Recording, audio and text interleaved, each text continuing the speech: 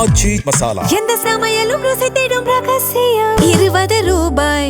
Cinema உலகத்தில் பல 100 கோடி ப்ராஃபிட் பண்ணுறதுக்காக ஒரு இனத்தோட வரலாற்றையும் அவங்க எமோஷனையும் எப்படி தங்களுக்கு ஏற்ற மாதிரி மாற்றி எழுதுகிறாங்க அப்படிங்கிற அதிர்ச்சியான உண்மையை பற்றி தான் இந்த வீடியோவில் பார்க்க போகிறோம். சமீபத்தில் தெலுங்கு சினிமாவில் இருந்து டைரக்டர் திரிவிக்ரம் இயக்கத்தில் ஜூனியர் என்டிஆர் நடிக்க போகிற ஒரு பிரம்மாண்ட படத்தோட ஃபர்ஸ்ட் லுக் போஸ்டர் வெளியாச்சு. போஸ்டரில் பார்த்தா நம்ம தமிழ் கடவுள் முருகனோட அடையாளமாக வேல் இருக்குது. ஆனால் அதை ஏதோ சூலாயுதத்துக்குள்ளே சொருகி வச்சு ஒரு வித்தியாசமான டிசைன் பண்ணியிருக்காங்க. இது போதாதுன்னு இந்த படத்தோட தயாரிப்பாளர் நாகவம்சி சோஷியல் மீடியாவில் முருகர் வட இந்தியாவில் பிறந்தவர்னு ஒரு ஸ்டேட்மெண்ட்டை அசால்ட்டாக சொல்லிவிட்டார்.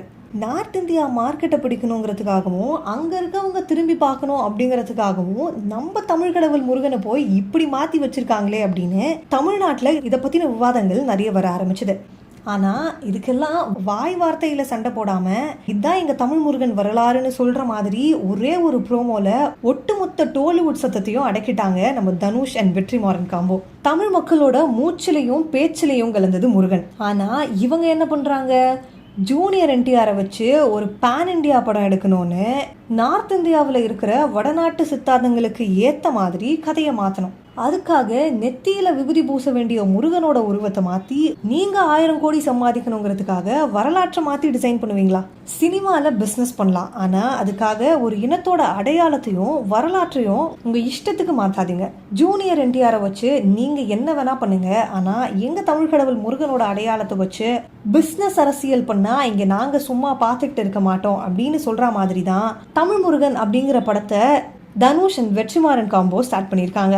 முருகர் எப்படி தமிழ் கடவுள்னு நாங்கள் இவ்வளோ ஆணித்தனமாக சொல்கிறோம் தெரியுமா? அதுக்கு எங்ககிட்ட வெறும் பக்தி மட்டும் இல்லை, யாராலும் மறுக்க முடியாத அசைக்க முடியாத வரலாற்று சான்றுகள் இருக்கு. தமிழ் மொழியோட மிக பழமையான இலக்கண நூல் தொல்காப்பியம் கிபி 3ஆம் நூற்றாண்டை சேர்ந்தது.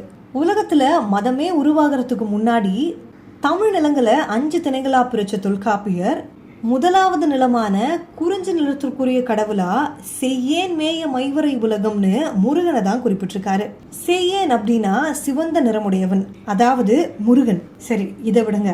நக்கீரர் எழுதின திருமுருகாற்றுப்படை முழுக்க முழுக்க முருகனோட அழகையும் தமிழர்களோட தனித்துவமான வழிபாட்டு முறைகளை மட்டுமே பேசுது.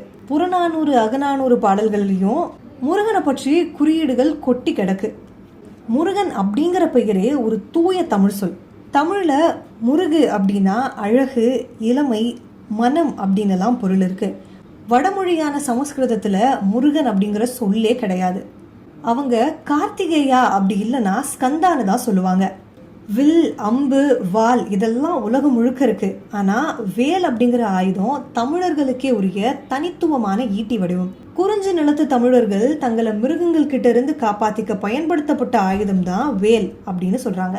இப்படி பிறப்புல இருந்து மொழி வரைக்குமே முழுக்க முழுக்க தமிழா இருக்கிற முருகனை தான் அவங்க பிஸ்னஸ்க்காக நார்த் இந்தியாவில் பிறந்தவர்னு சொல்றாங்க. இப்போ இந்த டோலிவுட்காரங்களுக்கு அசல் வரலாற்று என்ன அப்படின்னு கற்றுக் கொடுக்குற மாதிரி வந்திருக்கு நம்ம தனுஷோட தமிழ் முருகன் படத்தோட ஃபர்ஸ்ட் லுக் ப்ரோமோ. இந்த ப்ரோமோவை நீங்கள் நல்லா கவனிச்சிருந்தீங்கன்னா அதில் அறிவுமதி அப்படிங்கிறவங்க பெயரை மென்ஷன் பண்ணியிருப்பாங்க. ஆமாம், கவிஞர் அறிவுமதி அவர்கள் எழுதின தமிழ் முருகன் அப்படிங்கிற வரலாற்று புத்தகத்தை அடிப்படையாக வச்சு தான் டைரக்டர் வெற்றிமாறன் இந்த கதையை உருவாக்குறாருன்னு சொல்கிறாங்க. தனுஷ் இந்த படத்தில் நடிக்கிறது மட்டும் இல்லாமல் இதை அவரே தயாரிக்கிறாரு. அந்த புத்தகத்தோட கவர் இமேஜ்ல என்ன இருக்கு தெரியுமா? முருகன் மயில் மேல உட்கார்ந்துருக்க மாட்டாரு. அவர் கம்பீரமா போர்க்கல யானை மேல உட்கார்ந்து கையில வேல் வச்சிருப்பாரு. அதே விஷுவல தான் இப்ப தனுஷ் ரிலீஸ் பண்ணியிருக்க ப்ரோமோலையும் வச்சிருக்காங்க. ஒரு மாபெரும் தமிழ் தலைவன் யானை மேல கம்பீரமா உட்கார்ந்து கையில வேலோட தன் போர்க்கொடி படைய வழிநடத்துற மாதிரி காட்டியிருப்பாங்க. இது ஏதோ கற்பனை கதைலாம் இல்ல, சங்க இலக்கியங்கள்ல வாழ்ந்த தமிழ் மன்னன், தமிழ் தலைவன் முருகனோட உண்மையான வரலாறு. இந்த ப்ரோமோல இருக்க இன்னொரு மிகப்பெரிய சீக்ரெட் என்ன தெரியுமா? அந்த யானை மேல இருக்கிற உருவத்தோட ஹைட்டை கவனிச்சிங்களா? சுத்தி இருக்க வீரர்களை விட அவர் ரொம்ப உயரமா பிரம்மாண்டமா தெரிவாரு. நம்ம தமிழ் மரபுலையும் சங்க காலத்து வரலாற்றுலையும் ஒரு விஷயம் சொல்லியிருக்காங்க. கடவுள்னு நம்ம இன்னைக்கு கும்பிடுற சங்க காலத்து மனிதர்களும் தலைவர்களும் சராசரியா 8 அடியிலிருந்து 12 அடி உயரம் வரைக்கும் இருப்பாங்களாம். அவங்களோட உடல் அமைப்பே ரொம்ப பிரம்மாண்டமா இருக்கும். அதைத்தான் இப்போ வெற்றிமாறன் தன்னோட விஷுவல்ஸில் ரொம்ப நுணுக்கமாக கொண்டு வந்திருக்காரு. அது மட்டும் இல்லை, ப்ரோமோல கொற்றவை மகன்னு வரும். கொற்றவை அப்படிங்கிறது தமிழர்களோட தோல் சமூக தாய் தெய்வ வழிபாட்டோட அடையாளம். குறிஞ்சி நிலத்து மக்கள் போருக்கு போறதுக்கு முன்னாடி கொற்றவையை தான் கும்பிடுவாங்க. அந்த கொற்றவையின் மகனாதான் முருகனை காட்டுறாங்க. இது முழுக்க முழுக்க வடநாட்டு ஆரிய சொல்லுக்கு இல்லாத தூய தமிழ் கலாச்சார படம் அப்படிங்கிறத வெற்றிமாறன் ஆணித்தனமா உலகுக்கு ஒருத்தராரு. வாயால சண்டை போடாம தன் சினிமா மூலமா வரலாற்று ஆதாரத்தோட பதிலடி கொடுத்திருக்காரு தனுஷ் வெற்றிமாறன் காம்போனாலே சும்மாவே கிழிதான். ஆடுகளும் அசுரன்னு நேஷனல் அவார்டு வாங்கின கூட்டணி இவங்க இப்போ கவிஞர் அறிவுமதி வரலாற்று புத்தகத்தை கையில் எடுத்திருக்காங்கன்னா கண்டிப்பா இது தமிழர்களோட அடையாளத்தை உலகுக்கு உரைக்க சொல்ற மாதிரி ஒரு காவியமா தான் இருக்கும்.